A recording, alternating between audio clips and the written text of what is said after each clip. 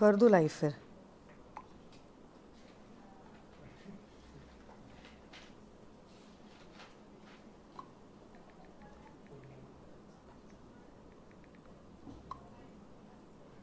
Studio का दरवाजा लगा देना।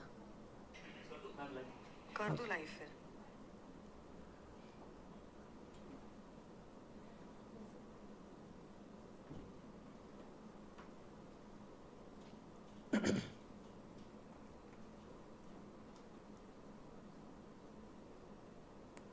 Okay. So very good morning to all of you all.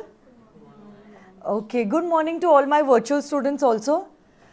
तो एक बार मैं आपको वापस से कुछ बातें बताना चाहती हूँ before continuing with the revision.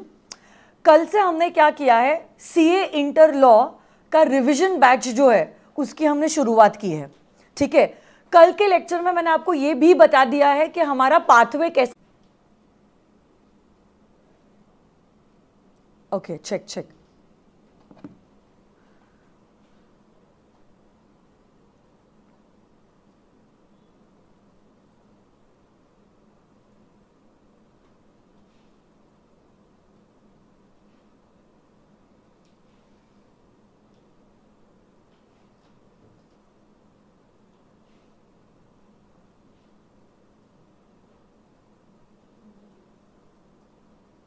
Okay, तो ये जो नोट्स है जो मैंने आपको पिन किए हैं, ये नोट्स में सबसे पहली बात तो आपको नजर आ रहा होगा on the first page I have given the weightage. Okay, तो कोई भी चैप्टर शुरू करने के पहले we will just have a glance कि ये चैप्टर में इंस्टीट्यूट ने कौन से अटेम्प्ट के कितने मार्क्स के सवाल पूछे हैं। ओके, तो ये जो वेटेज है this is only that 70 marks subjective weightage. इसके अलावा हो सकता है उसी चैप्टर के ऊपर इंस्टीट्यूट जो है एमसीक्यूज भी पूछ सकती है। Yesterday we started with chapter number 1 preliminary. अगर आप देखते हो प्रिलिमिनरी चैप्टर, मई 2018 और नवंबर 2018 में इंस्टीट्यूट ने 6 मार्क के सवाल इस चैप्टर के ऊपर पूछे थे, थियोरी क्वेश्चंस। थियोरी मतलब सब्जेक्टिव क्वेश्चंस। मई 19 में कुछ भी नहीं पूछा था, नवंबर 19 में 2 मार्क का सवाल, नवंबर 20 और जनवरी 21 में कोई भी सवाल इस यूनिट के ऊपर नहीं था। देखो जनवरी 21 वो अटेम्प्ट है जब कोविड आया था, तब इंस्टीट्यूट ने 2 बार अटेम्प्ट लिया था। साथ में जुलाई 21 में 6 मार्क, दिसंबर 21 में 2 मार्क और मई 22 में 3 मार्क का सवाल जो है ये unit number 1 that is chapter 1 companies act में से पूछा गया है। बट मैं अभी भी आपको बताना चाहती हूँ ओपीसी और स्मॉल कंपनी, ये दोनों जो टॉपिक्स है one of the favourite topics है इंस्टीट्यूट के, और इंस्टीट्यूट इसके ऊपर अगर डायरेक्ट थ्योरी क्वेश्चन नहीं तो यूजुअली एमसीक्यू बेस्ड सवाल पूछती ही है। तो हो सकता है ये जो वेटेज है ये आपको 70 मार्क्स का वेटेज का आइडिया देता है। 30 मार्क्स का जो एमसीक्यू है वो तो इंस्टीट्यूट कोई भी सेक्शन में से कोई भी एक पॉइंट के ऊपर भी एमसीक्यू बना के आपको जो सवाल है वो पूछ सकती है। So this is the first page of the त्रिशूल बैच नोट्स, जिसके बाद मैंने आप लोगों को दिए हैं एमसीक्यूज। तो मैंने आपको बताया था इसी बैच में हम लोग क्या करेंगे, जैसे जैसे हमारे चैप्टर्स कंप्लीट हो जाते हैं केस स्टडी बेस्ड एमसीक्यूज हम लोग देखेंगे।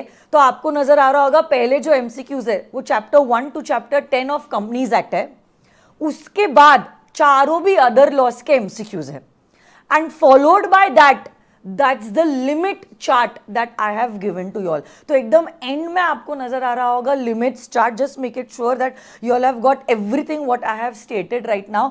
ये लिमिट चार्ट में कंपनीज एक्ट के सारे सेक्शन में जहां कहीं पे भी लिमिट्स बताए गए हैं उस बारे में मैंने स्पेसिफाई किया हुआ है। अलोंग विद दैट इसको अपने नोट्स के साथ इंटीग्रेट करने के हिसाब से मैंने क्या किया हुआ है, जहां जहां मैंने पीपीटीज आप लोगों को क्लास में दिखाए थे, जहां से हमने फर्स्ट बार उस सेक्शन को पढ़ा था, यूजुअली उसका इंप्रेशन माइंड में रहता है और इसलिए मैंने उसका भी क्रॉस रेफरेंस यहां पे दिया हुआ है ताकि एक जगह पे आपको सारे लिमिट्स जो है वो मिल जाते हैं। तो सारी चीजों को इंटीग्रेट करके ही मैंने ये लिमिट्स चार्ट जो है आपके कन्वीनियंस के हिसाब से बनाया है। कल हमने क्या किया था, कल हमने शुरुआत की थी what do you mean by the word company. Company की डेफिनेशन देखी थी, हमने कंपनी के फीचर्स भी देखे थे और हमने कंपनी के टाइप्स की शुरुआत कर ली थी, जिसमें हमारा मेंबरशिप में प्राइवेट पब्लिक हुआ था कंट्रोल के हिसाब से holding company, subsidiary company, associate company हुआ था। लायबिलिटी के हिसाब से हमारा हुआ था, क्या हुआ था? Limited by shares, limited by guarantee and an unlimited company. अब हम लोग बाकी की जो बातें हैं वो करेंगे। चलो लेट्स चेक इट आउट। सबसे पहली बात तो let's begin with a 1 person company. Now what do you mean by a 1 person company? ऐसी कंपनी जिसमें एक ही पर्सन है as a member is known as a 1 person company. तो मिनिमम भी एक मेंबर है और मैक्सिमम भी एक ही मेंबर है। ओके, साथ साथ में अगर आप चाहो तो you can also start this company with only 1 director. Usually private और पब्लिक कंपनी के लिए तो 2 या 3 डायरेक्टर्स लगते हैं, बट ये ओपीसी में एक भी डायरेक्टर रहा तो भी चलेगा, but maximum number of directors जो है that can go up to 15। और यही जो सोल मेंबर है उसको नॉमिनेशन करना जरूरी है, और ये नॉमिनी भी ऑब्वियसली एक ही रहेगा क्योंकि यही वो बंदा है जो हमारे सोल मेंबर की जगह लेगा in case the sole member dies और बिकम्स इनकैपेसिटेटेड या इनसेन हो जाता है। ऐसी कोई घटना अगर हो जाती है तो यही नॉमिनी जो है वो जगह ले लेता है ऑफ द सोल मेंबर। अब सबसे इंपॉर्टेंट चीज जो है ओपीसी की वो ये है कि यही जो ओपीसी का मेंबर है या तो नॉमिनी है, तो अगर आप ओपीसी के मेंबर या नॉमिनी बनना चाहते हो तो कुछ एलिजिबिलिटी क्राइटेरिया है। हर कोई पर्सन मेंबर या सोल ये मेंबर या नॉमिनी ओपीसी का नहीं बन सकता है। आपको होना पड़ेगा a natural person, Indian citizen, you should also be a major. But amendment के बाद अब कह दिया है now it will not make a difference whether you are a resident of India और otherwise. So even a non resident, if he is an Indian citizen, a natural person and a major will be eligible to incorporate a 1 person company or become the nominee of a 1 person company। अब ये जो eligibility criteria है ना, इसके ऊपर institute ने बहुत बार theory question मतलब case study based question, subjective जो 70 मार्क्स है ना उसके ऊपर इंस्टीट्यूट ने सवाल बनाया हुआ है, और इसी के ऊपर ना इंस्टीट्यूट ने एमसीक्यूज भी बनाए हुए हैं कि ये एक पर्सन है जो इंडियन सिटीजन है, वो अमेरिका में रहता है, साल भर में इतने दिन वो अमेरिका में रहा हुआ है, वो मेजर है, वो साउंड माइंड का है, क्या वो ओपीसी इनकॉर्पोरेट कर सकता है? तो अब देखो आज के जमाने में अगर आप नेचुरल पर्सन हो, इंडियन सिटीजन हो, अब फर्क नहीं पड़ता है इंडिया में आप कितने दिन रह रहे हो, इवन अ नॉन रेसिडेंट आज के जमाने में ओपीसी इनकॉर्पोरेट कर सकता है। यहां पे मैं सिर्फ अपने स्टूडेंट्स को कुछ बोलना चाहती हूँ। आई थिंक कुछ आरटीपी या इंस्टीट्यूट के जो नोट्स है उसमें ना ये क्वेश्चन डाला गया है और आंसर में बताया गया है कि only an Indian citizen, a natural person and a resident of India can incorporate an OPC, और फिर रेसिडेंट ऑफ इंडिया को डिफाइन किया गया है। बट मैं आपको बताना चाहती हूँ ये जो आपने नोट्स रिफर किए हैं these are not the amended notes. तो अगर आप वो क्वेश्चन और उसके आंसर के हिसाब से जाओगे तो हो सकता है आज अमेंडमेंट के बाद आपका जवाब गलत हो जाए। उस समय पे वो जवाब सही था क्योंकि तब रेसिडेंशियल स्टेटस भी एक फैक्टर था to decide whether you are eligible to incorporate an OPC और become the nominee of an OPC. But आज के जमाने में एनआर होना या रेसिडेंट होना फर्क ही नहीं पड़ता है, चाहे आप रेसिडेंट हो या चाहे आप नॉन रेसिडेंट हो, फर्क नहीं पड़ता है। Both are eligible to incorporate an OPC और become the nominee of an OPC provided you should be an Indian citizen. अगर आप फॉरेन सिटीजन हो आप ओपीसी इनकॉर्पोरेट कर सकते हो? नहीं। क्या आप नॉमिनी बन सकते हो? नहीं। ये तो बेसिक रिक्वायरमेंट है कि इंडियन सिटीजन होना जरूरी है। Indian citizen, natural person, and whether you are a resident or otherwise you are eligible to incorporate or become the nominee of a 1 person company and of course you should also be a major। और एक change था OPC में, वो था conversion से related.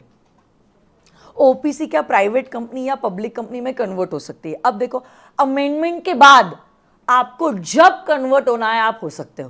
पहले criteria था कि 2 सालों के बाद ही आप कन्वर्ट हो सकते हो, या तो अगर आपका पेड अप शेयर कैपिटल या आपका टर्नओवर एक लिमिट से ज्यादा हो जाता है तो आपको कंपलसरी कन्वर्जन करना होता है।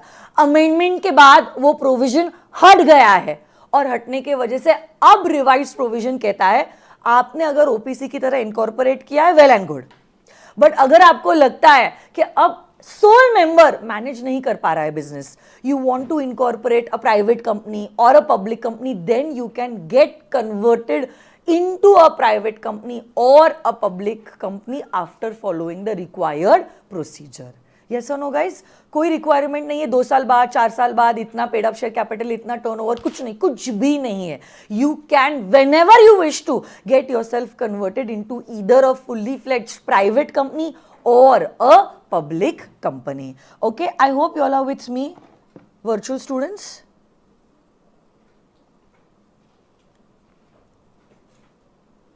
चलो आगे बढ़ते। फाउंडेशन एग्जाम में आया था ये क्वेश्चन, आया होगा बेटा, क्योंकि मैंने आपको बोला है ना ओपीसी और स्मॉल कंपनी जो है are one of the favourite topics of the ICI, और ये सिलेबस जो है वो फाउंडेशन में भी था, तो हो सकता है इंस्टीट्यूट ने यस फाउंडेशन में भी ये बात बताई होगी। ओके, साथ साथ में माय डियर फ्रेंड्स, ओपीसी जो है, ओपीसी कैन नॉट इनकॉर्पोरेट और can not get converted into a section 8 company.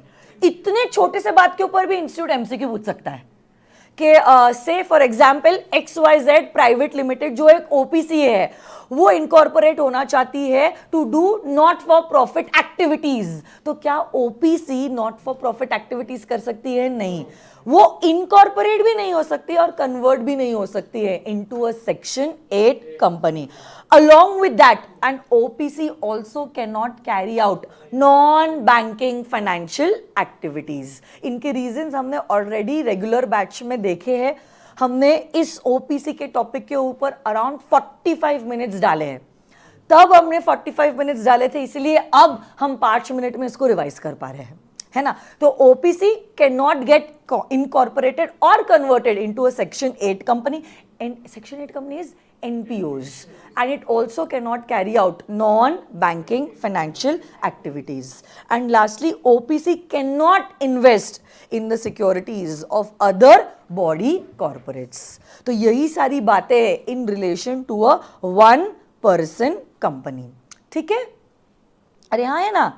Okay, अब हम लोग जाते हैं to the next point, and that is relating to a small company. What do you mean by a small company? अब सुनो मेरी बात, स्मॉल कंपनी की अगर डेफिनेशन आप देखते हो तो कंपनीज एक्ट की जो डेफिनेशन है वो कहती है अ small company is a company other than a public company. Other then तो पहली बात तो पब्लिक कंपनी को हम कभी भी स्मॉल नहीं कह सकते। अगर आपको स्मॉल कंपनी का दर्जा चाहिए, अगर आपको स्मॉल कंपनी का दर्जा चाहिए तो ऐसे केस में firstly you have to be a private company. अब इसमें एक अमेंडमेंट है, section number 2 clause 85, section number 2 clause 85। अच्छा, वर्चुअल स्टूडेंट्स में से कोई बोल रहा है मैम अभी वो 120 डेज का क्राइटेरिया नहीं है क्या? सुनो, 120 डेज का क्राइटेरिया है, बट किस लिए है क्राइटेरिया बेटा? अच्छे से सुन लो, आप समझो। ओके, तो you will understand the logic. देखो, सेक्शन में कहा है whether you are a resident और अदरवाइज, प्रोविजन कहता है लॉ का, whether you are a resident और otherwise you are eligible to incorporate an OPC and you are eligible to become the nominee of a 1 person company. अब हमने define किया है कब माना जाएगा कि आप रेसिडेंट हो, तो फिर लॉ मेकर कहते हैं अगर आपने 120 डेज या उससे ज्यादा इंडिया में रहे हो तो आप रेसिडेंट हो। टेक्निकली लॉ मेकर ने तो डेफिनेशन डिफाइन कर ली है, बट अगर आप प्रैक्टिकली देखते हो वो डेफिनेशन का रेलेवेंस नहीं है। क्यों नहीं है रेलेवेंस? क्योंकि आज के जमाने में चाहे आप रेसिडेंट हो या नॉन रेसिडेंट हो, you are eligible to incorporate an OPC. तो डेज काउंट करने में कोई सेंस बनता नहीं है, क्योंकि रेसिडेंट भी एलिजिबल है और नॉन रेसिडेंट भी एलिजिबल है। बट हाँ, लॉ मेकर ने रेसिडेंट कौन होता है ओपीसी के कॉन्टेक्स्ट में वो उन्होंने डिफाइन किया है, तो उसमें उन्होंने 120 डेज का जिक्र किया है। So try to understand the logic. Okay, you just don't have to mug up things, you also have to understand the logic, तो कुछ मतलब बनेगा। फाइनली आपका नॉलेज ऐसा होना चाहिए कि आप प्रैक्टिकली समझ सको और अपने क्लाइंट्स के लाइफ में अप्लाई कर सको, जिसके लिए लॉजिक पता होना बहुत ज्यादा जरूरी है। ठीक है बेटा, ओके, आ जाइए आगे। Section number 2 clause 85 small company के बारे में बात करता है, जो कहता है small company means a company other than a public company. तो पहली बात तो प्राइवेट कंपनी को हम स्मॉल नहीं कह सकते, only sorry, I am so sorry, it's my mistake, okay, only a private company can be regarded as a small company, public company को हम स्मॉल नहीं कह सकते। आगे जब हम सेक्शन 2 क्लॉज 85 देखते हैं, सेक्शन 2 क्लॉज 85, तो ये डेफिनेशन कहती है ऐसी कंपनीज का paid up share capital shall not exceed 50 lakhs or such higher amount as may be prescribed, and this prescribed amount shall not be more than 10 crores। तो act के definition के हिसाब से लॉ मेकर कहते हैं paid up share capital 50 lakh से ज्यादा नहीं होना चाहिए, बट उसी डेफिनेशन में एक्ट के वो ये पावर देते हैं, अगर सीजी चाहे रूल्स में भी वो कुछ लिमिट प्रिस्क्राइब कर सकता है। बट अगर सीजी ने रूल्स में कुछ लिमिट प्रिस्क्राइब किया है, ये लिमिट 10 करोड़ से ज्यादा नहीं हो सकता है। क्या सीजी ने अपने पावर का इस्तेमाल किया है? So the answer is yes. और सीजी ने रिसेंटली अपने पावर का इस्तेमाल किया है और नोटिफाई किया है एक revised amount for the paid up share capital, and that is 4 crores। तो आपके अटेम्प्ट के लिए अब याद रखना, माय वर्चुअल स्टूडेंट्स, ध्यान दो, प्लीज बी कॉशियस, ये चीज बहुत इंपॉर्टेंट है, ध्यान दीजिए। पेड अप शेयर कैपिटल के लिए अब जो रिवाइज्ड अमाउंट आया है रूल्स के हिसाब से, दैट इज 4 crores। मैं वापस से कहना चाहती हूं, एक्ट की डेफिनेशन में कहा है 50 lakhs और such higher amount as may be prescribed, as may be prescribed, as may be prescribed, as may be prescribed means according to the rules। और रूल्स क्या नोटिफाई हुए? जी हाँ, नोटिफाई हुआ है, और इसी रूल्स में अमेंडमेंट आया है। और रीसेंट अमेंडमेंट के हिसाब से the amount for the paid up share capital that is been notified is 4 crores। Please change कर लीजिए।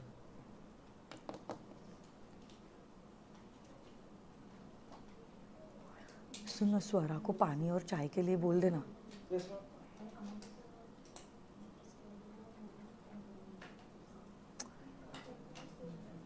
समझा आपको? 50 और 4 करोड़ का मसला समझ में आया क्या आप लोगों को बेटा? ओके, एक मिनट में बताते आप। हाँ हाँ, मैं वापस से एक बार बता देती हूँ, सुनो मेरी बात, लास्ट टाइम जस्ट फॉर सुन लो मेरी बात। लॉ मेकर ने जो एक्ट में डेफिनेशन दी है उसमें उन्होंने कहा है स्मॉल कंपनी आपको कब कहेंगे? जब आपका paid up share capital 50 lakh से ज्यादा नहीं है, ऐसा एक्ट कहती है।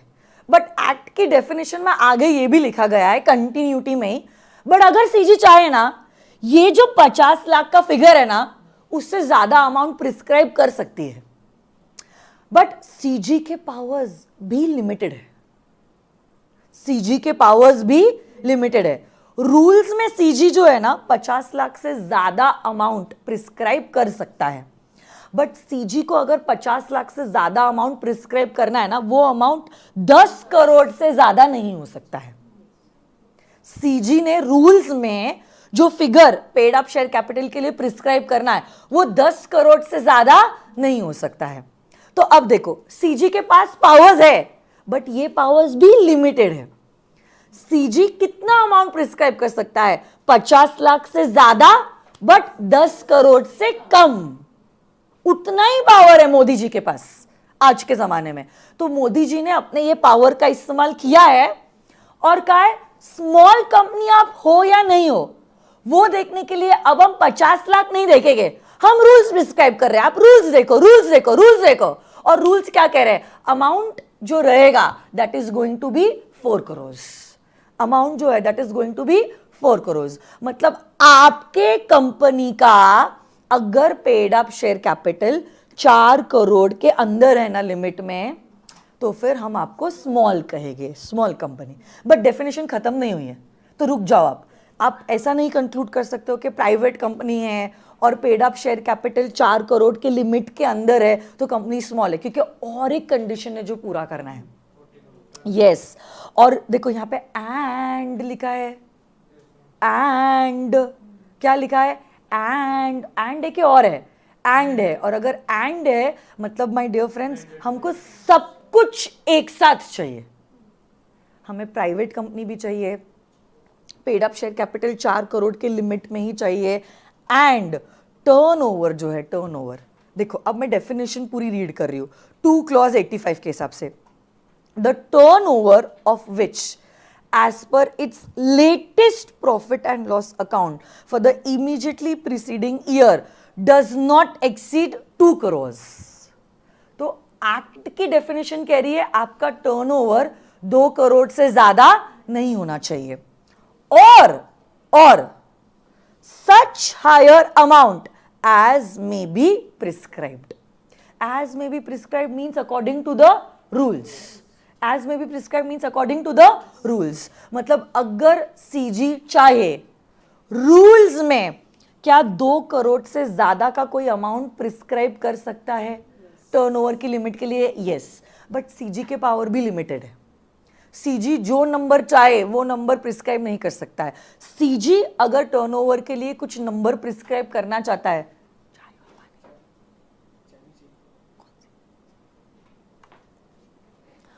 चाय और पानी लेके आना, ये अमाउंट जो है टर्नओवर का that should not be more than 100 crore, that should not be more than 100 crore. So ये सीजी का पावर लिमिटेड है, वो चाहे तो 2 करोड़ से ज्यादा लिमिट प्रिस्क्राइब कर सकता है टर्नओवर के लिए, बट 2 करोड़ से ज्यादा 100 करोड़ के अंदर तो उन्होंने प्रिस्क्राइब किया है। और क्या प्रिस्क्राइब किया है? 40 करोड़।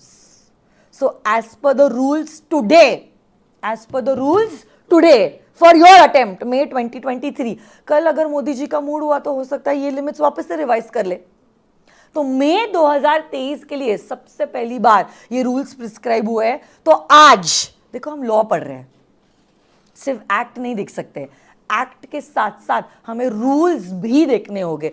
तो जब हम एक्ट और रूल्स दोनों की कंबाइंड स्टडी करते हैं तो हम ये कंक्लूजन पे आते हैं, अगर आज आपको ये देखना है कि कंपनी स्मॉल है या नहीं है, 1 it should be a company other than a public company, मतलब it should be a private company.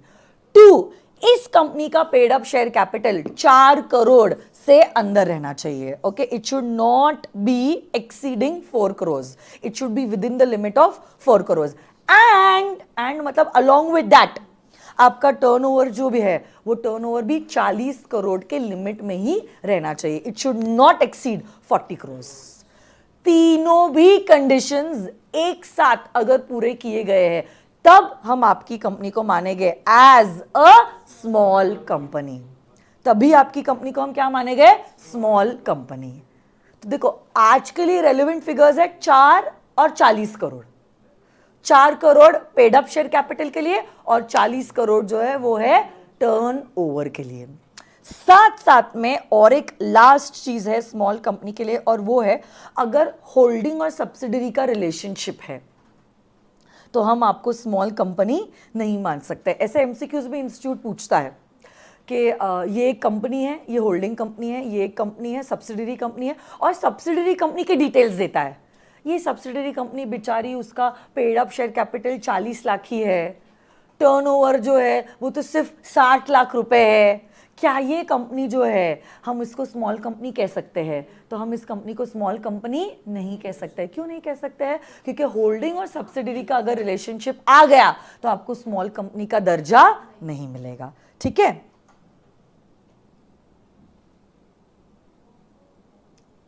Next section 8 companies को भी हम स्मॉल कंपनी का दर्जा नहीं देते हैं। And lastly any company which is governed bye a special act also does not get the status of a small company. तो ऐसे करके this is the amendment provision of section number 2 clause 85। Next not for profit organizations. Now section number 8, this is another section जो institute का one of the favorite sections है, institute को बहुत पसंद है, पता नहीं क्यों। ये सेक्शन नंबर 8 फाउंडेशन लेवल पे भी काफ़ी पसंद था एंड इंटर लेवल पे भी इंस्टीट्यूट जो है इसके ऊपर काफ़ी सवाल पूछते हैं, तो हम लोग बहुत डिटेल में जाने वाला है सेक्शन नंबर 8 के लिए भी। एक बार ना I am just opening my main book, वैसे तो चार्ट बुक में सब कुछ दिया हुआ है, ठीक है, चलो चार्ट बुक से ही करते, एक ही बुक रेफर करते, not section 8 companies. What do you mean by section 8 companies? ऐसी कंपनी जिसका ऑब्जेक्टिव जो है वो प्रॉफिट कमा के प्रॉफिट बांटना नहीं है, but the objective is for the promotion of art, science, commerce, literature, education वगैरह वगैरह।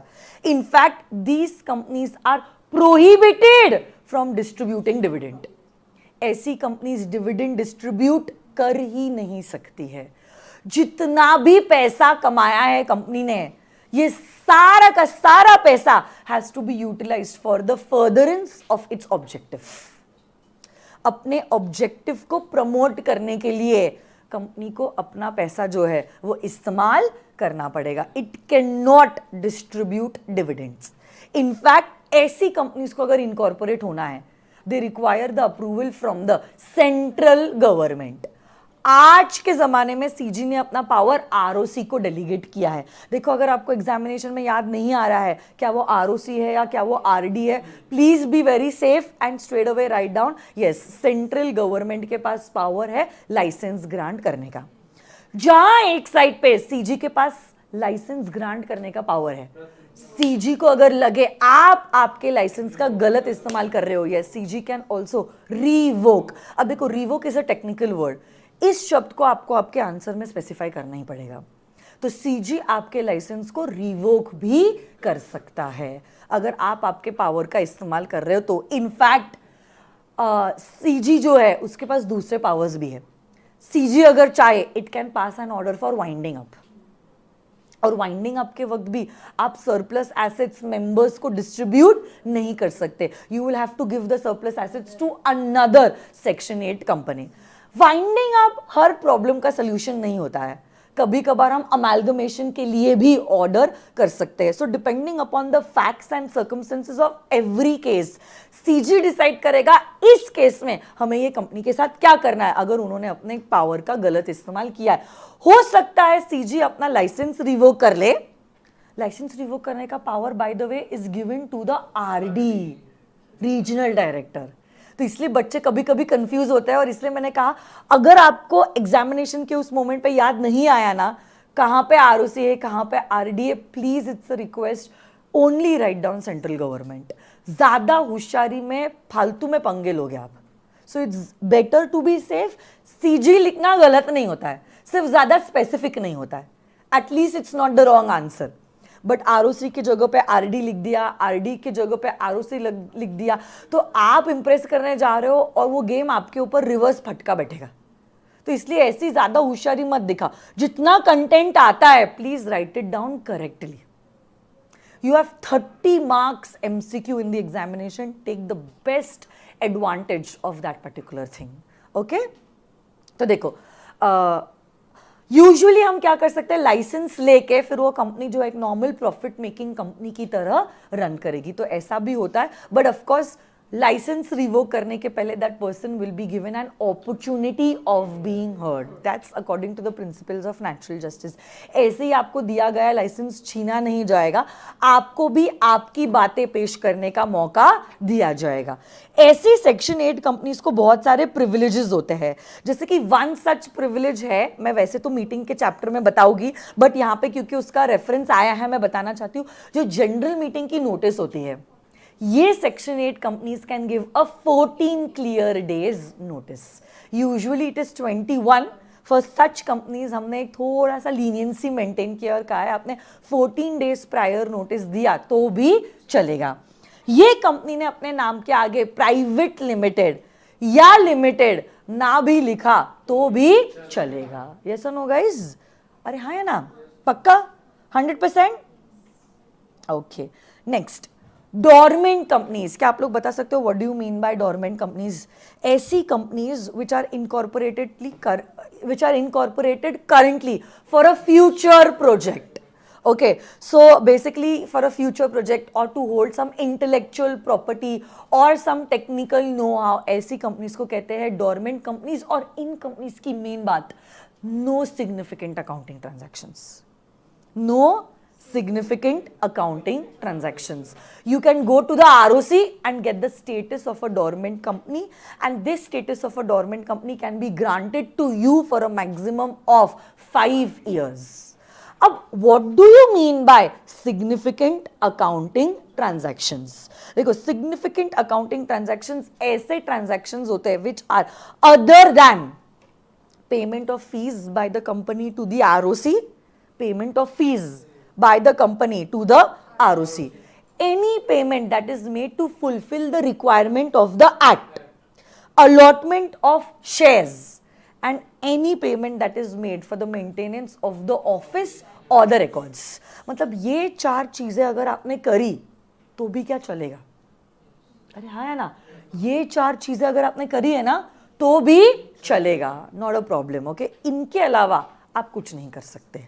अगर इनके अलावा आपने किया है तो मतलब वो सिग्निफिकेंट अकाउंटिंग ट्रांजैक्शन है और फिर आपको डॉर्मेंट का स्टेटस नहीं मिलता है. So this is dormant company section number 455. Nidhi companies, what do you mean by Nidhi companies? ऐसी companies which are incorporated with the objective of cultivating the habit of savings among the members are known as Nidhi companies. They are by the members and for the members. Section number 406. अब इसके अलावा कुछ कुछ definitions है जिसके ऊपर institute MCQs पूछता है या 1122 मार्क का करेक्ट इनकरेक्ट पूछता है. एक तो है लिस्टेड कंपनीज और एक है foreign companies. Okay, foreign company मतलब क्या? ऐसी company which is incorporated outside India but it is having a place of business in India.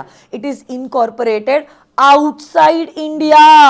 It is incorporated outside India, but it is having a place of business in India.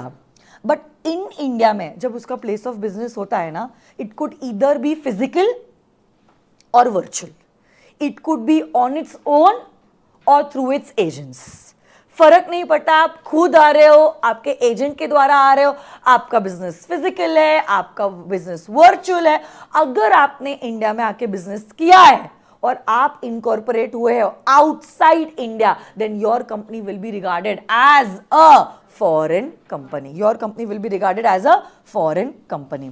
Now one of the very important definitions, and that is the definition of a listed company. इसके ऊपर institute MCQs पूछती है या correct incorrect जो है वैसे type के सवाल जो है वो पूछती है. What do you mean by a listed company? देखो, अनलिस्टेड कंपनी की डेफिनेशन तो बहुत ईजी है.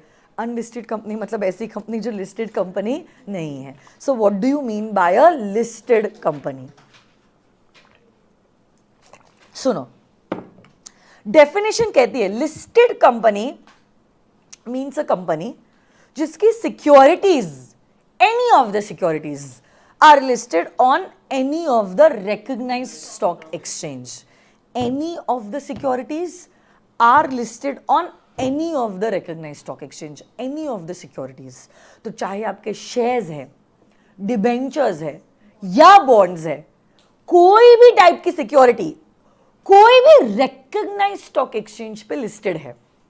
ओके, तो रिकग्नाइज्ड स्टॉक एक्सचेंज की मैंने आपको सेबी की वेबसाइट पे जाके लिस्ट भी बताई थी. बच्चों को लगता है 2 ही रिकग्नाइज्ड स्टॉक एक्सचेंज है, एनएससी और बीएससी. ऐसा नहीं है, उसके अलावा भी कुछ रिकग्नाइज्ड स्टॉक एक्सचेंजेस है जैसे कि कैलकाटा स्टॉक एक्सचेंज.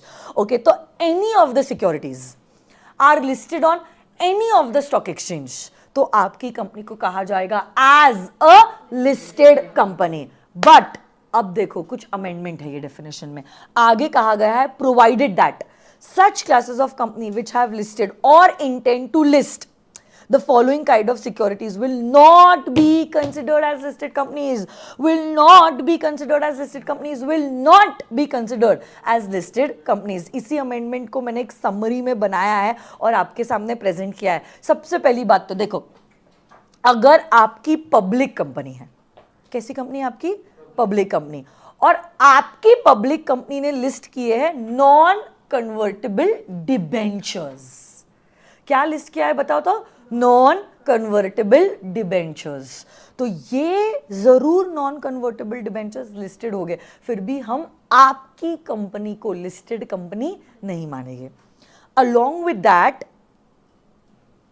अगर आपने लिस्ट किए हैं non convertible redeemable preference shares, non convertible, non convertible मतलब समझता है, they are born as preference shares and they are going to get redeemed, they are going to die as preference shares। और वैसे तो लिखने की जरूरत नहीं थी, प्रेफरेंस शेयर्स तो कंपल्सरी रिडीमेबल ही होते हैं, बट फिर भी स्पेसिफाई किया हुआ है non convertible redeemable preference shares, non convertible redeemable preference shares. मैं वापस से कहना चाह रही हूं, हम क्या देख रहे हैं? देखो, अगर आपकी पब्लिक कंपनी है, सुन रहे हो क्या आप? आपकी कैसी है? पब्लिक कंपनी है, और आपकी पब्लिक कंपनी ने नॉन कन्वर्टेबल डिबेंचर्स लिस्ट किए हैं, या तो non convertible redeemable preference shares list किए हैं, तो भी हम आपकी कंपनी को जो है लिस्टेड कंपनी नहीं मानेंगे। हम आपकी कंपनी को लिस्टेड कंपनी नहीं, आपने लिस्ट किया है आपने लिस्ट, फिर भी हम आपकी कंपनी को लिस्टेड कंपनी नहीं मानेंगे। देखो, ओरिजिनल डेफिनेशन कहती थी कोई भी टाइप की सिक्योरिटी कोई भी स्टॉक एक्सचेंज पे आप लिस्ट करते हो तो आपकी कंपनी लिस्टेड कंपनी है। तो ये कंपनी ने तो किया है अपने non convertible redeemable preference shares list, but हम कह रहे हैं फिर भी हम आपको लिस्टेड कंपनी नहीं मानेंगे, प्रोवाइडेड दैट का वही मतलब होता है। सो बेसिकली ये एक्सक्लूजन्स में चले जाता है। जरूर आपके पब्लिक कंपनी के नॉन कन्वर्टेबल डिबेंचर्स लिस्टेड है, या तो non convertible redeemable preference shares listed है, फिर भी आपकी कंपनी को हम लिस्टेड कंपनी नहीं मानेंगे। नेक्स्ट कैटेगरी जो है वो कैटेगरी है प्राइवेट कंपनी की। देखो, प्राइवेट कंपनी के शेयर्स तो लिस्ट हो ही नहीं सकते। क्या कभी प्राइवेट कंपनी के शेयर्स लिस्ट हो सकते हैं? According to the general rule LRP are restrictions on the transferability of shares, तो वो तो पॉसिबल है नहीं। तो अब देखो, सिर्फ रिस्ट्रिक्शन जो ट्रांसफरेबिलिटी पे है वो शेयर्स की है। रिस्ट्रिक्शन LR आर कल रिवाइज किया था ना, आर क्या कह रहा था? Restriction on the transferability of debentures के बारे में कुछ लिखा था क्या? नहीं। तो डिबेंचर्स की ट्रांसफरेबिलिटी के बारे में कुछ भी रिस्ट्रिक्शन नहीं है। तो प्राइवेट कंपनी ना अपने डिबेंचर्स लिस्ट कर सकती है। कुछ चीज़ें हैं जो आप CA फाइनल में पढ़ोगे, वैसे वो इंटर में कवर्ड नहीं है, और कुछ कुछ कंपनीज है प्रैक्टिकली भी जो प्राइवेट है बट फिर भी उन्होंने अपने डिबेंचर्स जो है वो लिस्ट की है।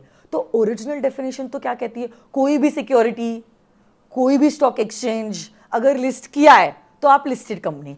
उस डेफिनेशन के हिसाब से तो अगर प्राइवेट कंपनी अगर अपने डिबेंचर्स भी लिस्ट करता है तो हम उसको लिस्टेड मान लेंगे, बट हम प्राइवेट कंपनी को वो लिस्टेड कंपनी के स्कोप में नहीं लाना चाहते थे, क्योंकि लिस्टेड कंपनीज के ऊपर कितने सारे रिस्ट्रिक्शंस है यार, कितने रूल्स है, कितने रेगुलेशंस है जो उनको फॉलो करना है। तो इसीलिए हमने क्या किया है, हमने इसको ला लिया है एक्सक्लूजन्स में। हमने कह दिया आपकी प्राइवेट कंपनी है और आपकी प्राइवेट कंपनी ने इशू किए हैं नॉन कन्वर्टेबल डिबेंचर्स। आपकी प्राइवेट कंपनी ने क्या इशू किए हैं? Non convertible debentures. और अगर ये नॉन कन्वर्टेबल डिबेंचर्स लिस्टेड भी है तो भी हम आपकी प्राइवेट कंपनी को अनलिस्टेड ही गिनेंगे। देखो, this is a assumption, this is an assumption. Reality में इनकी ये सिक्योरिटीज लिस्ट हुई है, बट ये अमेंडमेंट के बाद हम उनको ऐसा मानेंगे जैसे कि ये कंपनी अनलिस्टेड ही है। तो लिस्टेड कंपनीज के जो डेफिनेशंस है, जो प्रोविजंस है, जो रूल्स है, इन कंपनीज को कंप्लाई करने की जरूरत नहीं है, क्योंकि ज्यादा रूल्स, ज्यादा रेगुलेशन, ज्यादा सेक्शंस लिस्टेड कंपनीज को अट्रैक्ट होते हैं, बट हम इनको लिस्टेड नहीं मानेंगे, इनको हम अनलिस्टेड ही मानेंगे। एंड लास्टली, आपकी पब्लिक कंपनी है और पब्लिक कंपनी के इक्विटी शेयर्स लिस्टेड है, equity shares, but equity shares जो लिस्टेड है वो इंडिया में नहीं है, they are listed in some on some foreign stock exchange. तो जैसे जीडीपी, ये जीडीआर होता है ना, जीडीआर पता है आपको, ग्लोबल डिपॉजिटरी रिसीट्स, वैसे आईडीआर भी होता है, इंडियन डिपॉजिटरी रिसीट्स। ओके, तो अगर आपकी कंपनी की इक्विटी शेयर्स सिर्फ और सिर्फ लिस्टेड है on some foreign stock exchange, India की लिस्टिंग के क्यों प्रोविजंस आपको एप्लीकेबल होंगे? समझ रहे आप वहां पे लिस्टेड हो, वहां का जो भी है फॉलो करो आप। यहां पे क्यों हम आपको लिस्टेड कंपनी के परव्यू में लाए ना, इसलिए हम आपको मानेंगे एज एन अनलिस्टेड कंपनी। देखो वर्चुअल स्टूडेंट्स, मैं तो चाहती हूँ आप पॉज करके अभी तुरंत के तुरंत इसको नोट करके चिट्ठी में चिपका दो आपके नोट्स के वहां पे, because this summary will be really helpful. Because I think ये वाला अटेम्प्ट था या उसके पिछला वाला अटेम्प्ट था, एक मार्क के लिए इंस्टीट्यूट ने केसेस दिए थे कि ये जो कंपनी है वो लिस्टेड है या अनलिस्टेड है। तो एक केस में बता दिया था ये पब्लिक कंपनी है, उसके non convertible redeemable preference shares listed है, क्या ये कंपनी लिस्टेड है या अनलिस्टेड है? ये प्राइवेट कंपनी है, उसके नॉन कन्वर्टेबल डिबेंचर्स लिस्टेड है, क्या ये कंपनी लिस्टेड है या अनलिस्टेड है? फिर एक कंपनी के बारे में बता दिया ये एक फॉरेन कंपनी है, सॉरी एक पब्लिक कंपनी है, और ये पब्लिक कंपनी ने अपने इक्विटी शेयर्स जो है वो फॉरेन स्टॉक एक्सचेंज में लिस्ट किए हैं। और फिर इंस्टीट्यूट ने पूछा था ये कंपनी लिस्टेड है या अनलिस्टेड है। So you had to analyse all these things together. तो एक तो मेन डेफिनेशन और ये डेफिनेशन के 3 एक्सेप्शंस, उसके बाद आप वो पोजीशन में आओगे डिसाइड करने के लिए कि ये कंपनी को क्या हम लिस्टेड मानेंगे या क्या हम उसको अनलिस्टेड मानेंगे। वैसे तो प्योर डेफिनेशन बहुत सिंपल है, कोई भी सिक्योरिटी कोई भी स्टॉक एक्सचेंज पे लिस्टेड है तो आपकी कंपनी को कहा जाएगा as a listed company. But institute is more interested in the exceptions than the general rule. और एक्सेप्शन कहता है पब्लिक कंपनी है, नॉन कन्वर्टेबल डिबेंचर्स लिस्टेड है, या तो non convertible redeemable preference shares listed है, will be considered as an unlisted company. Next point कहता है प्राइवेट कंपनी है, नॉन कन्वर्टेबल डिबेंचर्स लिस्टेड है, फिर भी माना जाएगा अनलिस्टेड कंपनी। और पब्लिक कंपनी है जिसके इक्विटी शेयर्स लिस्टेड है on some foreign stock exchange, will still be considered as an unlisted company. तो ये छोटी छोटी बातें हैं, बट ये 1-2 मार्क्स भी एग्जामिनेशन में बहुत मायने रखते हैं। So you need to be very vigilant when you are studying law. Okay, कोई भी कोने में से कोई भी प्रश्न जो है वो बनाया जा सकता है, ठीक है? So you have to be really very careful. चलो अब हम बढ़ते हैं I think to the last definition, and that will be relating to, I will tell you 464 illegal association. उसके बाद जो चैप्टर 1 प्रिलिमिनरी के कुछ एमसीक्यूज है वो हम करेंगे, और कल we are starting with the actual sections, chapter number 2 जो हमारा एक्चुअल इंटर का सिलेबस जो है वो कल से शुरू होने वाला है। 464 बात करता है इल्लीगल एसोसिएशन के बारे में। So what do you mean by an illegal association? देखो, ऐसा एसोसिएशन जिसमें है 50 से ज्यादा लोग, और आपने अपने आप को कंपनी की तरह रजिस्टर भी नहीं करवाया है, हम आपको पार्टनरशिप तो कह नहीं सकते, और आपने अपने आप को कंपनी की तरह रजिस्टर करवाया नहीं है, तो ऐसे केस में आपके एसोसिएशन को कहा जाएगा as an illegal association. Illegal association में मेंबर्स की लायबिलिटी अनलिमिटेड होती है, वो किसी को स्यू नहीं कर सकते हैं, but yes they can be sued by others. एक इंपॉर्टेंट चीज है इल्लीगल एसोसिएशन के लिए, and that is exceptions. Hindu undivided family में कितने भी मेंबर्स हो, हम उसको लीगली कहेंगे। अगर आपके एचयूएफ में 50 से भी ज्यादा लोग हैं, फिर भी आपके एसोसिएशन को माना जाएगा as a legal association. But exception का भी एक्सेप्शन है, 2 एचयूएफ अगर मिलकर बिजनेस कर रहे हैं, then the limit of 50 will be applicable. ठीक है, बट ये 50 गिनते वक्त आप सिर्फ मेजर मेंबर्स को काउंट करोगे, minors will not be counted. इसके ऊपर institute case study based MCQs बनाता है। तो दो एचयूएफ है, दोनों कंबाइन हुए, इसमें इतने मेंबर्स, उसमें इतने मेंबर्स, इतने माइनर, इतने मेजर। याद रखना, आप कंबाइंड नंबर देखोगे क्योंकि दो HUF अगर कंबाइन करके बिजनेस कर रहे हैं तो 50 का लिमिट एप्लीकेबल हो जाता है, but you are only counting the major members, you are only counting the major members, minors will not be counted. आज आपके दोनों HUF मिला के 50 से ज्यादा लोग हैं, से 55 लोग हैं, कुछ एक्सीडेंट होता है, किसी की डेथ वेथ हो जाती है, कुछ हो जाता है, और अब नंबर 50 से कम हो गया है। अब क्या ये इलीगल से लीगल होगा? नहीं। Once illegal is always considered as illegal. Subsequent reduction in the number of members will not make the association a legal association. Yes or no guys? पक्का 100%? अब कुछ definitions है जो बची हुई है, जैसे कि बुक्स, प्रमोटर और मेमोरेंडम, आर्टिकल, फाइनेंशियल स्टेटमेंट्स, तो वो चैप्टर 9 में या चैप्टर नंबर 7 में या तो फिर चैप्टर नंबर 3, 4, 5 जैसे जैसे आएगा ना वैसे वैसे हम करते जाएंगे। तो क्योंकि डबल करके मतलब नहीं है, उतना टाइम नहीं है हमारे पास। Okay, this is a revision batch, हमारे पास सिर्फ लॉ इकलौता सब्जेक्ट नहीं है, we also have other subject, और कम टाइम में अगर बेस्ट यूटिलिटी करनी है so this would be the best approach I think. बार बार वही चीज रिवाइज करके मतलब नहीं है, because that is waste of time. ये रिविजन्स परफेक्ट इंटरवल्स में होने चाहिए। बाद में जब हम RTP सॉल्व करेंगे और डिस्कस करेंगे तब वापस से रिविजन तो होने वाला है, तो इसलिए डबल रिविजन करके मतलब नहीं। ये डेफिनेशंस आगे रिपीट नहीं हो रहे थे, इसलिए ये डेफिनेशंस हमने अभी कंप्लीट कर दी है। बाकी जैसे हम मेमोरेंडम करेंगे, आर्टिकल करेंगे, section 4, section 5, section 13, section 14, alteration of MOA, alteration of AOA, तब तो हमको डेफिनेशन देखनी है। चैप्टर 9 में जब हम लोग बुक्स ऑफ अकाउंट्स और फाइनेंशियल स्टेटमेंट्स के बारे में देखने, तो हम लोग डेफिनेशंस देखने ही वाले हैं। तो वहाँ पे अगर हम चैप्टर की शुरुआत कर रहे हैं, हम डेफिनेशन से ही करेंगे, तो इसलिए हम वापस से यहाँ पे डेफिनेशंस नहीं कराएंगे। उस पॉइंट पे हम वो डेफिनेशंस बराबर से आपको रिवाइज करवा लेंगे, ठीक है। अभी आपके नोट्स पे आ जाइए। नोट्स पे हम प्रिलिमिनरी चैप्टर जो है उसके जो MCQs है वो हम करते हैं, और कल से फिर हम शुरू करने जा रहे हैं with chapter number 2, incorporation of companies and the matters incidental thereto. आ जाइए।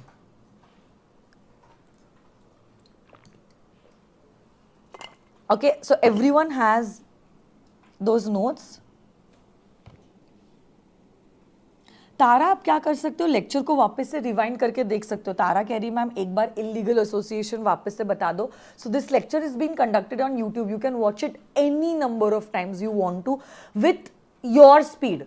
तो speed can also be increase, speed can also be decrease. तो आप क्या कर सकते हो, ये लेक्चर को वापस से देख सकते हो। Right now I have to look at the interest of every student who is watching the lecture with me, है ना। आ जाइए।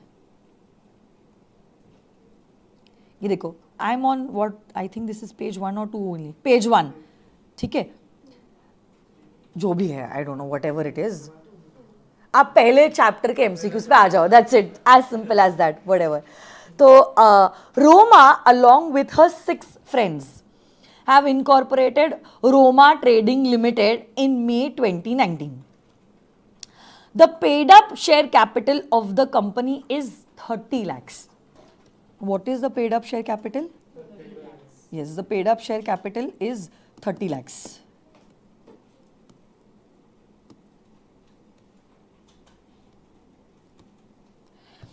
Further, in April 2020, she noticed that in the last financial year, the turnover, okay, of the company was well below 20 crores. तो ये company है जिसका paid up share capital 30 lakhs है और टर्नओवर जो है वो कितना है, 20 crores है। Advise whether the company can be treated as a small company. Small company की डेफिनेशन क्या कहती है, बताओ मुझे। देखो मैं आपको बताती हूँ यहाँ पे बच्चा कैसे फिसलता है, और बराबर क्वेश्चन इंस्टीट्यूट ने बनाया है। देखो बच्चा क्या करता है, अरे अमेंडमेंट आया है 4 crore 40 crore 4 crore 40 crore, paid up share capital के लिए मैम ने बोला 4 करोड़, टर्नओवर के लिए मैम ने बोला 40 करोड़। अरे देखो देखो ये तो पेड अप शेयर कैपिटल सिर्फ 30 लाख है और टर्नओवर जो है वो सिर्फ 20 करोड़ है। बट आप समझने की कोशिश करो, ये नंबर्स में ही आप फिसल जा रहे हो। सबसे पहली रिक्वायरमेंट जो है, a small company means a company which is other than a public company. Public company को हम कभी भी स्मॉल का दर्जा दे ही नहीं सकते हो। कंपनी का नाम देखो ना, कंपनी का नाम है रोमा ट्रेडिंग लिमिटेड। लिमिटेड, तो ये 2 मार्क सिर्फ ये लिमिटेड शब्द के ऊपर है। आपको समझ रहा है कैसे गेम खेली जाती है? फिर आपको लगता है अरे मैंने सब रिवाइज भी किया, लेक्चर्स भी अच्छे से किए, मैंने अमेंडमेंट भी किया, 4:40 के हिसाब से आंसर दिया मैंने, फिर भी मेरे को मार्क्स नहीं देता। इंस्टीट्यूट तो जो है मैन्युपुलेट करता है। इंस्टीट्यूट मैन्युपुलेट नहीं करता है। इंस्टीट्यूट को क्यों आपके लिए ग्रजेस हो गए? आप थोड़ी ना उनके रिश्तेदार हो जो आप पे खुन्नस निकालेंगे या दुश्मन हो। समझो आप, इंस्टीट्यूट अगर आपको मार्क्स नहीं दे रहा है, there is some reason behind it. यहां पे कैच आपका सिर्फ लिमिटेड और प्राइवेट लिमिटेड के ऊपर आ गया और आप उसमें अटक जाते हो। 4 करोड़ 40 करोड़ अमेंडमेंट, मैम ने बोला है इंपॉर्टेंट है, क्लास में भी पढ़ा है, अमेंडमेंट में भी देखा, त्रिशूल में भी देखा। अरे भाई बट ये तो देखो ना कि कंपनी कैसी है। It is a limited company, public company. और स्मॉल कंपनी जो होती है उसकी डेफिनेशन ही ओपनली कहती है other than a public company. आ जाइए यहाँ पे देखो, I don't have to read the options. Roma Trading Limited is definitely देखो definitely small company, क्योंकि उसका paid up share capital 2 crore और टर्नओवर 20 करोड़ से ज़्यादा नहीं है। ये 2 और 20 ऑप्शन इसीलिए क्योंकि वो ओल्ड प्रोविजंस के हिसाब से है। The concept of small company is applicable only in the case of a private limited company, and therefore despite meeting the criteria of the small company, it being a public limited company, it cannot enjoy the benefits of a small company। तो ये answer अब थोड़ा सा correct लग रहा है, but फिर भी हम श्योर होने के लिए सी और डी ऑप्शन भी पढ़ लेते हैं।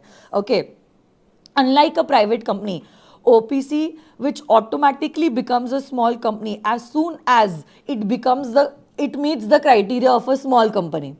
Roma Trading Limited being a public limited company has to maintain the norms applicable to a small company continuously for 2 years and it will be treated as a small company। मतलब option भी भारी है, कितना सोचना पड़ा होगा option डालते वक्त भी। If all the shareholders of Roma Trading Limited give an undertaking to the ROC that they will not let the paid up share capital and turnover exceed the limit in the next 2 years, it will be treated as a small company। तो बताओ मुझे what would be the correct answer according to you? Yes, it is B. The correct The correct answer would be option number B। तो B हमारा सही जवाब है। और आ जाइए सेकंड क्वेश्चन नंबर 2 पे। What is question 2 saying? Abhilasha and Amrita have incorporated a not for profit private limited company which is registered under section 8 of the companies act 2013। तो देखो मैंने आपको कहा था ना स्मॉल कंपनी और OPC और सेक्शन 8 कंपनीज इंस्टीट्यूट के फेवरेट है। MCQs भी इंस्टीट्यूट देखो इसके ऊपर ही पूछता है ना। भले ही 2-3 अटेम्प्ट में इंस्टीट्यूट ने सब्जेक्टिव 70 मार्क्स में से इसके ऊपर सवाल नहीं पूछा है, बट ये प्रिलिमिनरी चैप्टर के ऊपर MCQs इंस्टीट्यूट पूछता है। अभिलाषा अमृता ने NPO इनकॉर्पोरेट किया है सेक्शन 8 के अंदर। One of their friends has informed them that the company can be categorized as a small company because as per the last profit and loss account, turnover was less than 20 crores and paid up share capital was less than 2 crores। अच्छा, can a section 8 company be regarded as a small company? ये question भी small company के ऊपर ही है। Small company एक तो आपकी अगर होल्डिंग और सब्सिडरी कंपनी है तो हम आपको स्मॉल कंपनी का दर्जा नहीं दे सकते। Even section 8 companies do not get the दर्जा ऑफ अ स्मॉल कंपनी। और एक था, अगर आपकी स्पेशल एक्ट के अंदर इनकॉर्पोरेट हुई है तब भी हम आपको स्मॉल कंपनी का दर्जा नहीं देंगे। तो देखो यहाँ पे ध्यान से देखो, जो फर्स्ट सेंटेंस था is the key to the answer. ये जो कंपनी इन्होंने इनकॉर्पोरेट की है, it is a not for profit company. It is a not for profit company. It is a not for profit company. NPOs को हम small company का दर्जा नहीं दे सकते। तो देखो ऑप्शंस एक बार देख लेते हैं। अ section 8 company which meets the criteria of turnover and paid up share capital can avail the status of a small company only if it acquires 5% stake in another small company within the immediately following year। Options भी कहाँ से आए, पता नहीं ये 5% कहाँ से लाए. If the acquisition of minimum 5%, इतने कॉन्फिडेंस से झूठ बोला गया है ना कि बच्चा उधर ही फिसल जाएगा, बोलेगा भाई मैंने तो पढ़ा ही नहीं है, ये यही होगा आंसर. ये 5% ए ऑप्शन में भी है, बी ऑप्शन में भी 5% है, कुछ तो है, मेरा पढ़ना नहीं तो कुछ नहीं होना. अरे मैम ने नहीं पढ़ाया है. हाँ मिस हो गया होगा, मैं एब्सेंट था उस दिन. So if the acquisition of minimum 5% stake in another small company materialises in the second financial year after meeting the criteria of turnover and paid up share capital, then with the written permission of concerned ROC it can acquire the status of a small company. Or finally, the status of small company cannot be bestowed upon a not for profit company which is registered under section 8 of the Companies Act. So I think C correct होना चाहिए. And a section 8 company if incorporated by as a private limited company can avail the status of a small company with the permission of concerned ROC. ऐसा कुछ भी नहीं है, ROC का कुछ permission नहीं लेना पड़ता है, स्मॉल कंपनी का आपको दर्जा मिल जाता है. But this can not be given to holding subsidiary, section 8 companies and companies incorporated under special act. तो हो सकता है यहाँ पे इंस्टीट्यूट ने इसके ऊपर दिया, हो सकता है आपके अटेम्प्ट के लिए होल्डिंग सब्सिडरी का कुछ केस डाल दे और जानबूझ के सब्सिडरी की लिमिट्स जो है वो कम रखेगी जैसे इसमें रखा है, और फिर बोलेगी बोलो सब्सिडरी कंपनी तो स्मॉल है ना, तो आप कहोगे नहीं, होल्डिंग कंपनी को तो स्मॉल कंपनी का दर्जा नहीं है, सब्सिडरी कंपनी को भी हम स्मॉल कंपनी का दर्जा नहीं दे सकते हैं. यस और नो गाइस. तो ऐसे करके हमारा हो जाता है preliminary chapter number 1 of the companies act 2013. कल हमारा चैप्टर नंबर 2 होगा, कल और परसों में, और परसों मैंने आपको कहा था कहूट का टेस्ट भी होगा. तो प्लीज अब देखो चैप्टर 1 में मैंने जितने डेफिनेशंस करवाए, मैं चाहती हूं आप लोग कल आने के पहले आपकी जो मेन बुक है उसमें से आप चैप्टर 1 का रीडिंग कर लो. जैसे जैसे इंस्ट्रक्शंस मैं आपको देती हूँ वैसे वैसे अगर आप एंड मोमेंट तक मेरे साथ बने रहोगे, मैं आपको बोल रही हूँ, आपको क्लियर करना मतलब आपको फेल करवाना मुश्किल ही नहीं, नामुमकिन है. If you want to come out with flying colors, you need to follow the instructions I am telling you. Okay, और ये त्रिशूल बैच को मैंने बहुत सिस्टमैटिकली प्लान किया है, बट देखो मैं आपको राह बता सकती हूँ, चलना आपको खुद है. आप अगर नहीं करोगे, let me just tell you, you are only cheating yourselves. You are not cheating me, you are not cheating your friends, you are cheating yourselves, and there is no gain in cheating yourselves. तो मैं आपको direction भी दे रही हूं, इतना भी spoon feeding हो जा रहा है, बस आपने उतना करना है. चैप्टर 1 में जितना कुछ हमने किया है डिटेल, मतलब 1-to-1 रीडिंग आपको मेन बुक में से करना है, चार्ट बुक में से नहीं. चार्ट बुक में से तो मैं ऑलरेडी करवा रही हूँ और बाकी के रिविजन्स आप चार्ट बुक से ही करोगे, बट मेन बुक में से रीडिंग करना जरूरी है. अब आपको आपके नोट्स आपके हिसाब से कस्टमाइज करना है, आपकी क्या स्ट्रेंथ है, आपकी क्या वीकनेसेस है, और उसी के हिसाब से आपको आगे बढ़ना है.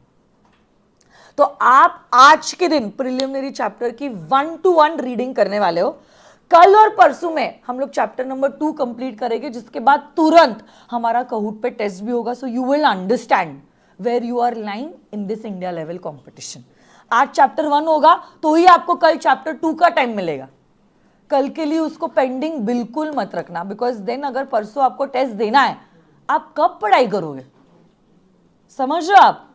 पक्का? वेरी गुड, अच्छे बच्चे हो आप लोग. तो चलो आज के लिए thank you so much for being so patient and good students and giving the answers. I will see you all tomorrow. Thank you so much. Bye bye. Bye.